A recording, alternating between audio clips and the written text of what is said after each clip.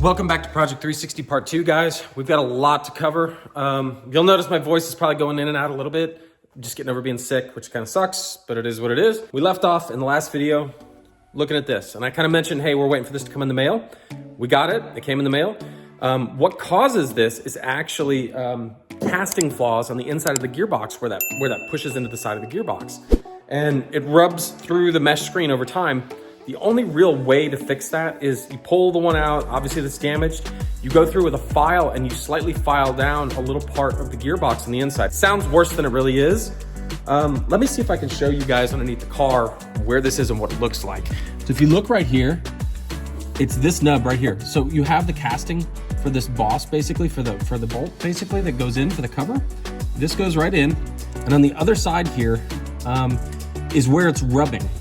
And then you can kind of see, so it rubs right here, and you can kind of see that this is like machined so that the filter can fit in there. Basically what you do is you get a file and you file it down. Obviously when you do that, clean that gearbox out thoroughly. Basically what you're doing is you're obviously introducing little metal shavings or filings in there. You want to wipe all that out and clean that out as best you can.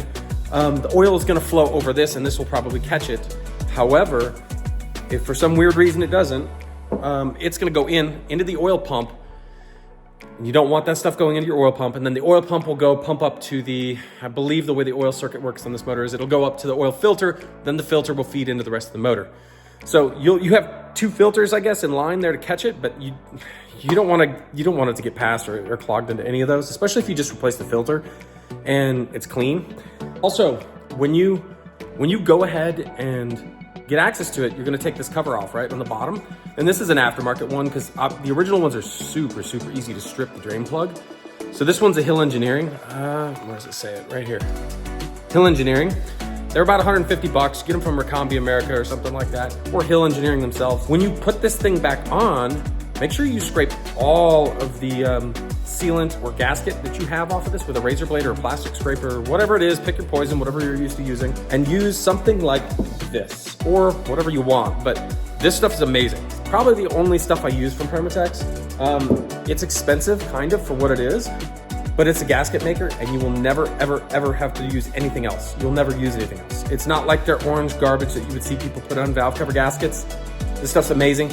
This is basically like factory level RTV or sealant. You only need a thin bead on there. You don't need a ton of it. You want to wipe off any excess. You want it to be extremely thin.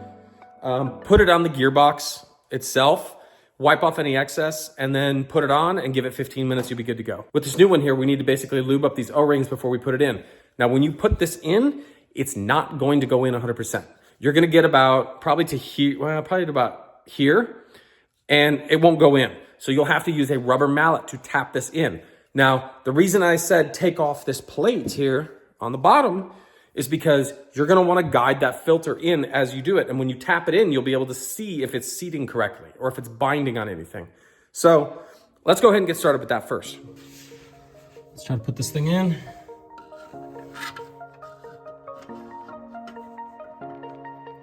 Okay.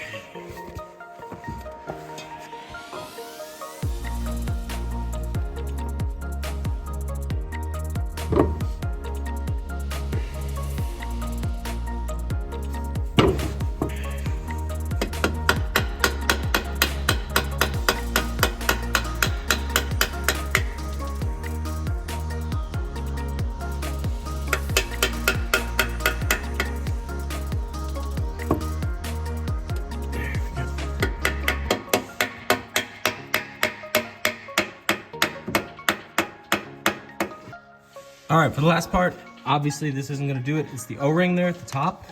I'm gonna try this with a sledgehammer. However, we're not gonna hit it very hard.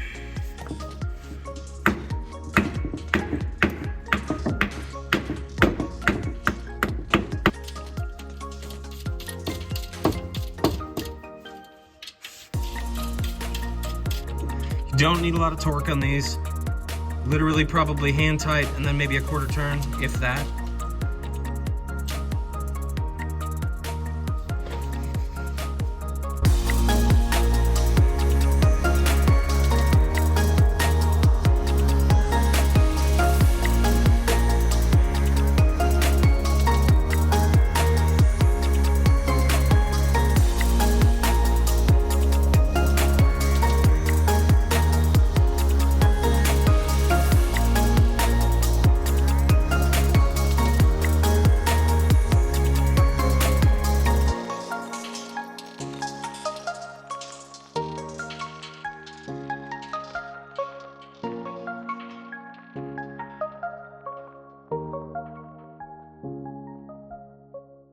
Our filter is back on the car. Our plate is installed back on the car. Everything's sealed up. Let's go ahead and tear into this thing.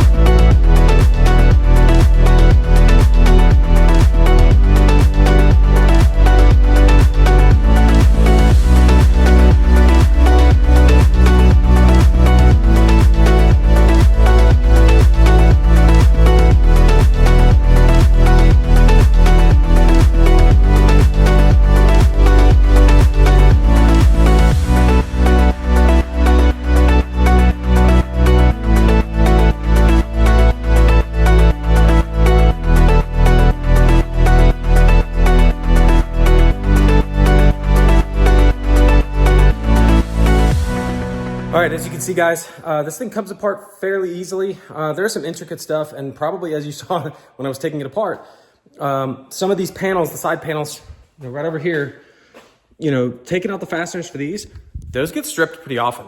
Like that's not uncommon. Unfortunately, some of ours were stripped, so we're gonna have to replace those. Whoever was in here before me obviously was in a rush or was zipping it in with an impact or something.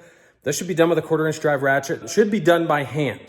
That's just my personal preference, but to each their own. As you can see, it's pretty filthy here. Obviously this oil tank needs to be refinished. It's pretty filthy in here overall. We took out the back, the tail lights and everything in the back cover here, basically so we could lean over a little bit easier into here. We are gonna probably try to take this out, the K-frame. My only problem with doing that is I didn't really want to disturb the F1 system, but I'm probably going to have to do it anyway, so it doesn't really matter. But I'm going to have to disconnect this line so that I can get this K-frame out of here anyway, because it feeds through here. As you can see, it's filthy, it's dirty. We probably need to look at these rollover valves, fuel pumps as well. That's something we'll have to tackle before we put any of these covers on at some point. I'm going to clean them off, inspect them, take a look at it, but so far, so good. Guys, we took off the back, the taillights, because what we've got over here is actually a challenge grill all wrapped up in here. So basically when we go to put this back on, we're gonna replace it with the challenge grill. Let's dive into trying to disassemble this a little bit more. I think what I'm gonna try next here is I'm gonna try to get this K-frame off, and then I think I'm gonna try to pull the intake manifold. I know that sounds a little crazy and some people are probably like, oh, you don't need to do that. I'm gonna do it just because I wanna replace the intake gaskets and I wanna get to that heat exchanger easy. Even though you can do it a couple different ways, I just want to replace those gaskets. So let's jump into it.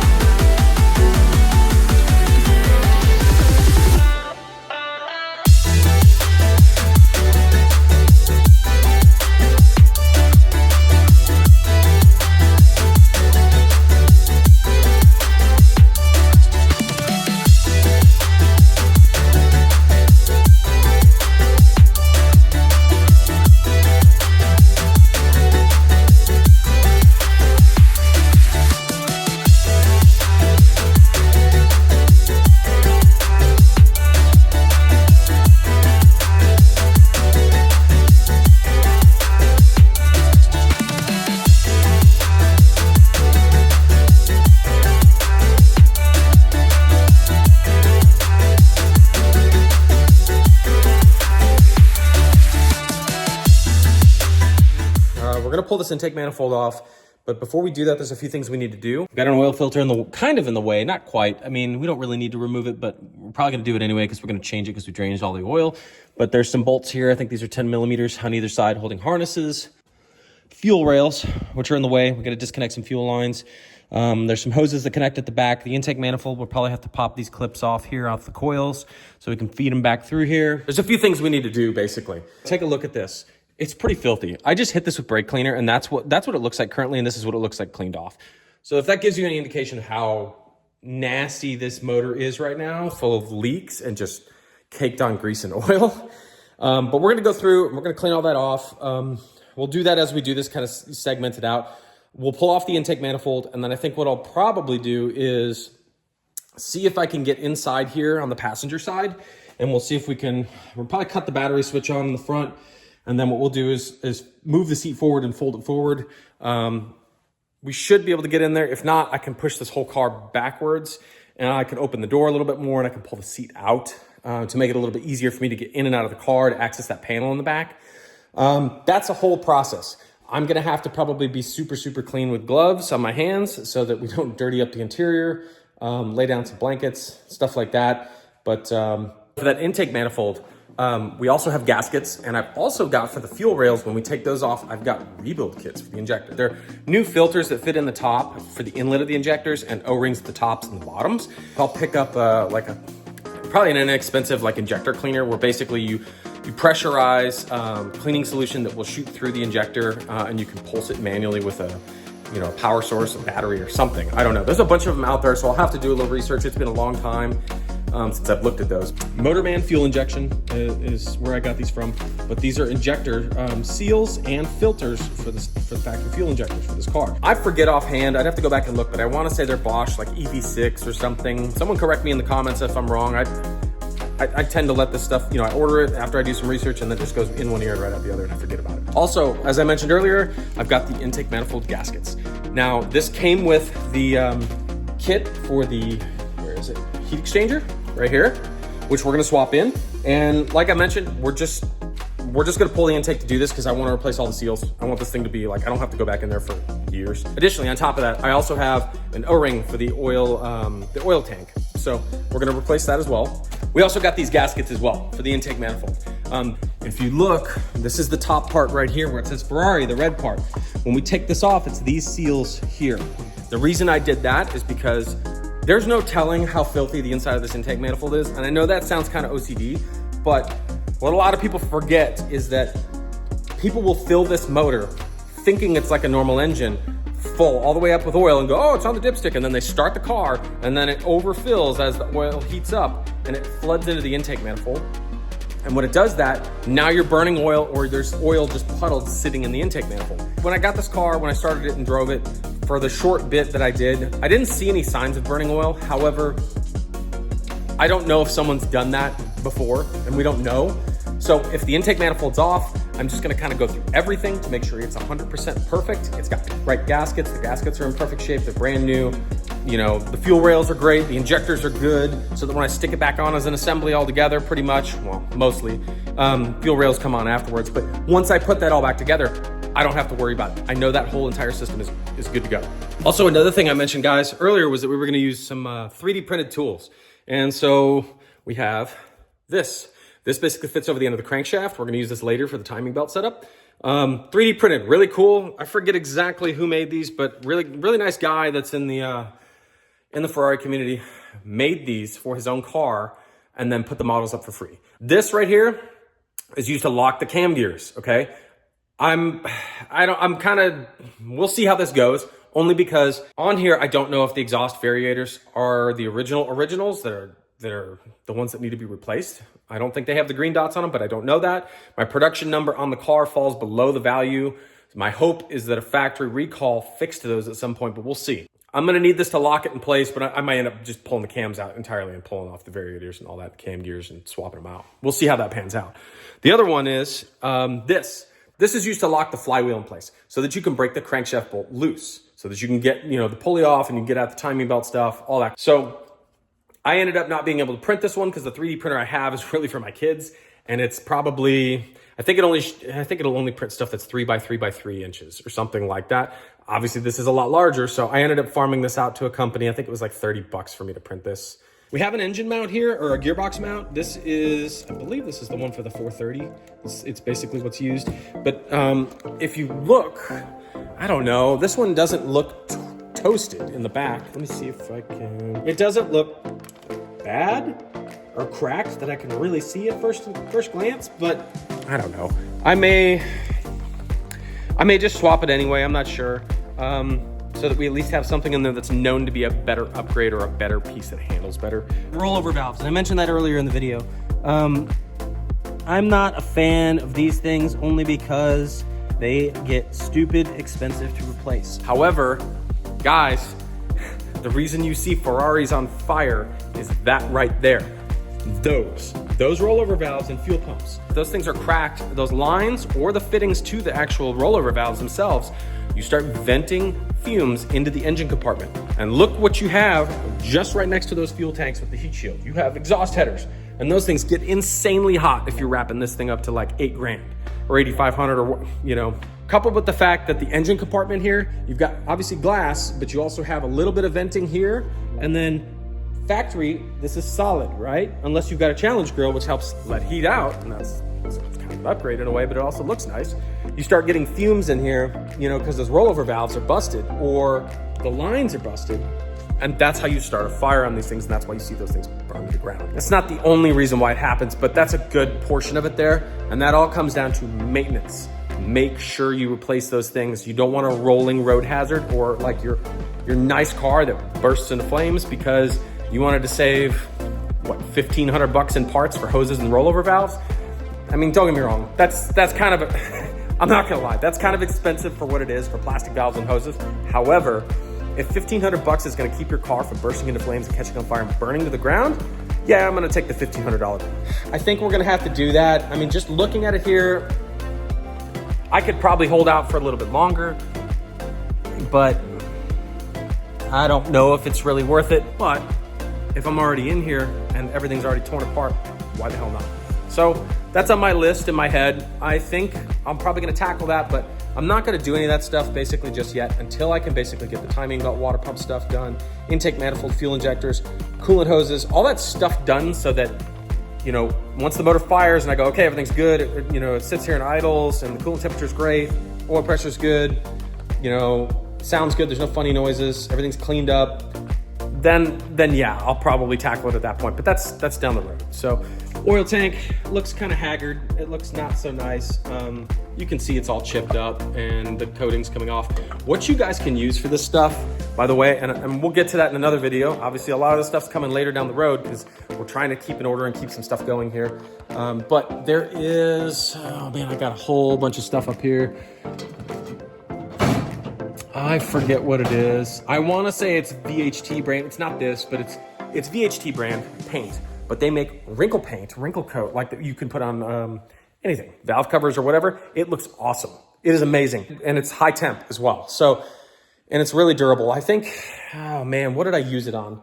I want to say I used it on the valve covers on my Dodge Viper, because basically those valve covers on the Dodge Viper, I don't know if you guys know this, but they chip and all the paint comes off, and it just comes off in chunks, and it looks like garbage. So if you use paint stripper, you strip all that off. And then I sprayed on black because I thought black looked a little more OEM and not so flashy. So I did that for the intake manifold and valve covers, and it looked awesome. It looked like a factory finish. So check it out, guys. If you're interested in that and you want to refinish the stuff, I know that that's not a factory Ferrari thing, but at the end of the day, I don't think Ferrari's got some sort of thing for that, and you're going to send it off to a shop to have it powder coated or whatever you're going to do, and it's going to come back basically looking the same. I guess I shouldn't say that because that sounds more like I'm generalizing it across the board. Obviously, there's differences in quality and stuff, but for using that VHT wrinkle paint stuff, it looks really, really good. So if you're a DIY person, I highly suggest it. It's worth looking into. Spray it on something else you got laying around the house, another part or something, just to kind of check it out, the quality first before you do it, see if you like it.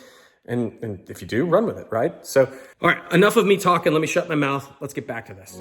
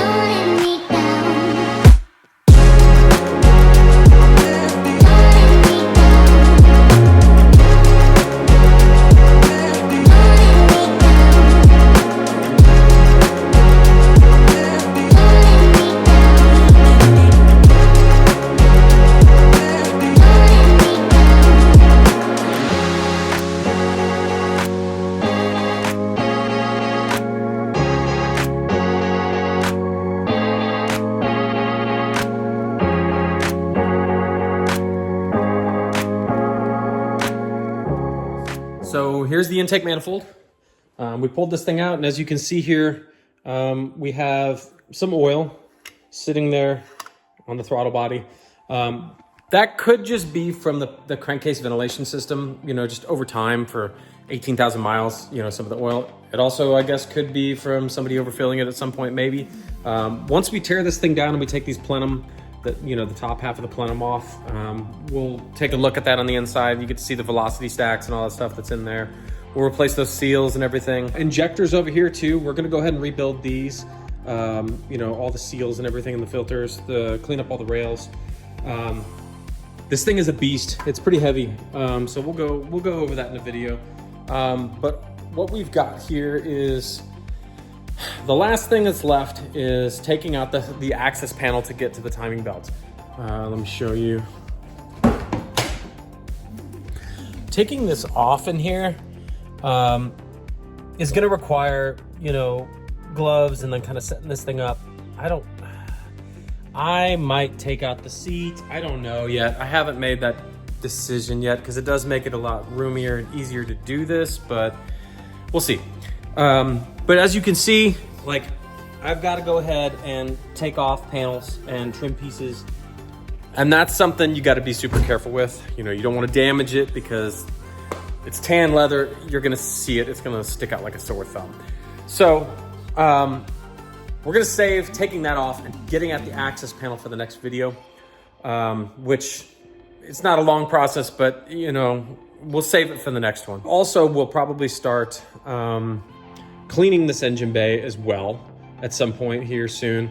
We may just pop out these coils and, you know, swap out the plugs and regap them and everything, and change out the oil filter, change out the heat exchanger, change out the thermostat, change out some coolant hoses, things like that. But guys, if you like this stuff and it's interesting, or it's at least informative and you're learning some stuff, and maybe you've got a 360 and you're wanting to do this to yours, now you can kind of see what's all involved in this. It's not, I guess, difficult to do this stuff if you've got all the tools and you're willing to dive in, as long as you're careful and you don't drop stuff. You know, it takes time though. It's not a fast, quick process. So like taking this thing apart, it takes some time. Guys, if you like this video, please like, subscribe, throw some comments below. If you got a 360 and you have questions, I'll try to help you, you know, or if you know, as much as I possibly can with what I already have torn apart. But I'll see you guys on the next one.